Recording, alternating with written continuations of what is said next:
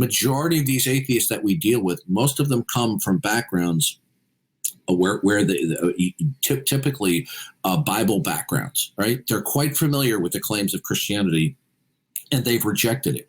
And when they say, "Oh, but I want to believe it, just give me the proof," this is all a kabuki dance. This is a little vaudeville act that they do, right? Now, do they? Okay, so see, we have the Christian God and we have not the Christian God as their model of reality. What was proven about their worldview? You see, they keep on presenting themselves as a position of neutrality. Okay, if you reject the Christian worldview, the God of the Bible, you're not in a neutral position. Then you're going to have another conceptualization of reality. You're going to conceive that there is something that is a concrete universal that connects the dots of particulars, right? So if it's not the Christian God, then what is it? And what proved that? Exactly. And I think, honestly, being neutral about it, you can't. I think it's another word for just being lazy. No, I disagree with you. No, it's not that they're lazy. It's that they are fundamentally deceitful within themselves. It's called suppressing the truth and unrighteousness. You see, I like what Van Til said about God. Van Til used a philosophical term to describe God. It's called the concrete universal. In other words, God is a concrete thing, right? And God is the creator. He then institutes the realm of particulars and then imposes various levels of classes, categories, or universals. Okay? So we have unity and diversity in the world. In order to have intelligibility, for even simply saying the sky is blue, the dog is wagging its tail, we're going to have unity and diversity. We're going to have various levels of categories imposed and sustained among all of the diverse particulars, right? Now they go, "We don't need your God. We don't need no ultimate." Okay, good.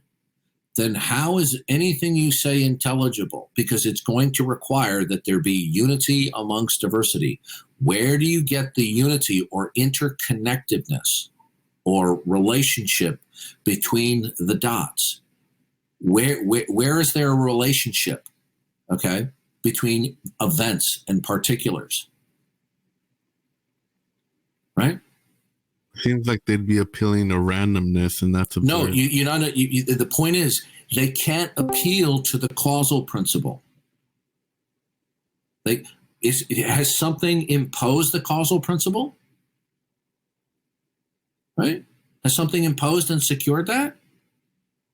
Or do they just believe that there is this ether, the causal principle that pervades all the particulars? So this way, this causal principle, this metaphysical ether is resulting in certain connectiveness between particulars. Okay? Right? Now, when I say connect the dots, I don't mean that each and every dot has to be connected to every other dot, but that there is any connectivity between any dots at all. So has something imposed that? Or are they simply presupposing this without there being a justificatory path in order to make sense of their world? They say they don't need God, they don't need an ultimate. Okay, fine. But then I guess you don't need the causal principle, right?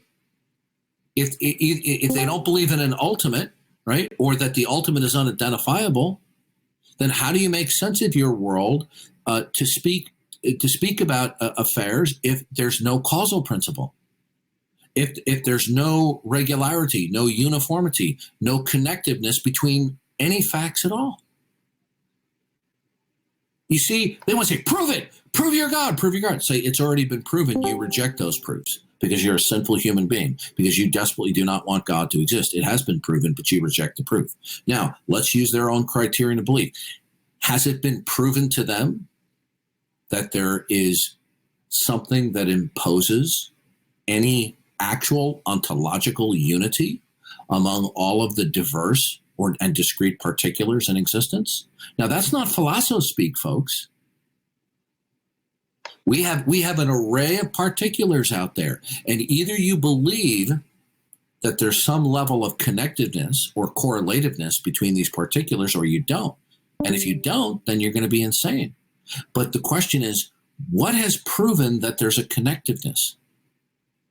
What are they going to go? Well, I use my sense perception and I appeal to the wisdom of really smart men in the past. Well, sense perception presupposes causality, which would be begging the question. Is there something that has imposed and secured that there's any correlativeness or connectedness between any particulars at all? Has something imposed that? Or is it just simply saying, well, it just is? You see, they do not get a get out of jail free card, right? So if they so much as talk as the sky being blue or the dog is wagging its tail, right? This is going to require unity amongst diversity. Where does the unity come from? Is it merely a product of the human imagination? Or does unity actually exist? And is that unity ontologically instituted and secured? Or is the unity an illusion of happenstance, like two women that are doppelgangers, where people swear they're identical twins, but they're not? It's just purely coincidental. Do they really want proof for the Christian God? No, they don't, because they don't have proof for their model of reality, which has no basis for proof. Do they have proof that there's a foundational precondition so that there can be proof? Do they have proof for that? No, they don't. Exactly.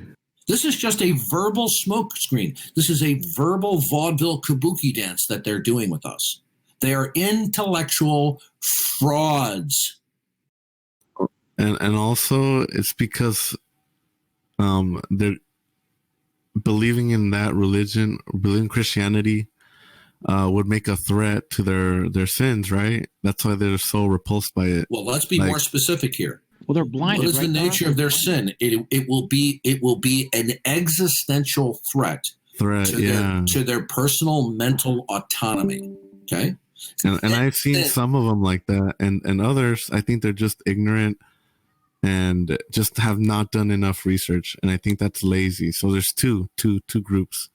No, it's actually worse. It's worse than they're ignorant. Okay, they're just willfully defiant.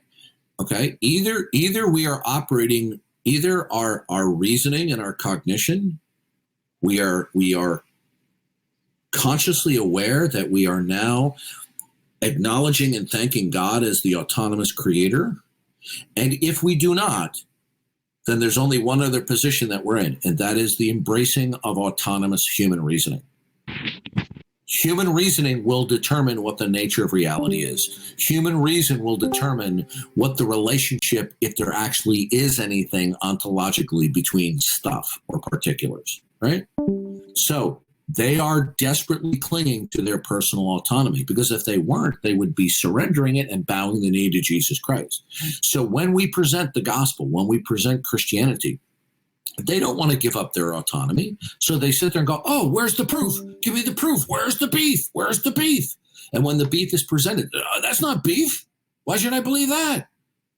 Well, it's true. Let's apply their demands to their own system. They're not neutral. If you do not accept the proofs of the Christian worldview, then you are denying the Christian worldview. But in order to affirm or deny anything, you have to be reasoning from a model of reality. What proved the model of reality that you're in?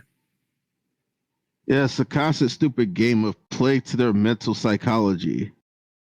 And they jump all over the place. Look, the very demands that they throw down for the acceptance of the Christian world, they completely abandoned for the worldview that they're speaking to us from. They desperately would like us to believe that they're just in a position of neutrality. And they go, and you can hear them, they'll say, prove it, prove it, prove it. Well, wait a minute. When you say prove it, that must mean that you've already decided that all of the facts that you're acquainted with do not necessitate referencing God and the God of the Bible. Well, how is that proven? Because they can't get around this, and they know it. No. When they say prove it, prove it, prove it, they would have us believe that they're just neutral bystanders. But they're not. Okay? They are speaking facts, and the relationship between facts in a God-free world. Okay, God is not the concrete universal. God is not the creator. God is not the sustainer. Right. So if God is not necessary, then what is fundamentally and foundationally necessary metaphysically as a precondition to tie any two ideas or facts together? What proved that? And all they have is just rhetoric. They don't have anything substantive. Why do you think that they either go into full-blown obnoxious behavior, they become cantankerous and belligerent, or they just engage in various passive-aggressive, deceptive patterns where they just try to segue onto semi-related subjects? We see this day in and day out. Okay? Have the parameters of their worldview from which they have been speaking, has that been proven? Nope. And they don't have a coherent worldview. You ask them, so what do you believe in? And it's just, they don't have anything. So how do they get the high horse and fucking criticizing Christianity when they don't have anything? Because for so long, Christians have not been rigorously applying the truths of Scripture and holding their feet to the fire. Because for too long, Christians have been playing this little groveling evidential game where they go, prove it, prove it, prove it. They go, oh, well, look at this. That's proof for God. Look at that. That's proof for God. What we should say is, wait a minute. Everything is proof for God, right? Right? And if you don't acknowledge that, then you're not going to have grounds to say anything is proof for anything. We're showing them, in addition to the self-attesting and the self-authenticating words of God, in addition to that, the denial thereof ends in metaphysical collapse. That the Christian worldview, the God of the Bible's character set, is indispensable as the fundamental ontological first principle in order for there to be intelligibility. Don't accept that, then you deny it. Then what is your most fundamental grounding? What is it? And how has that been proven? The answer is it hasn't been. So they're when they say prove it, prove it, prove it, they're being disingenuous. They don't follow their own criterion. What proved the uniformity of nature to them?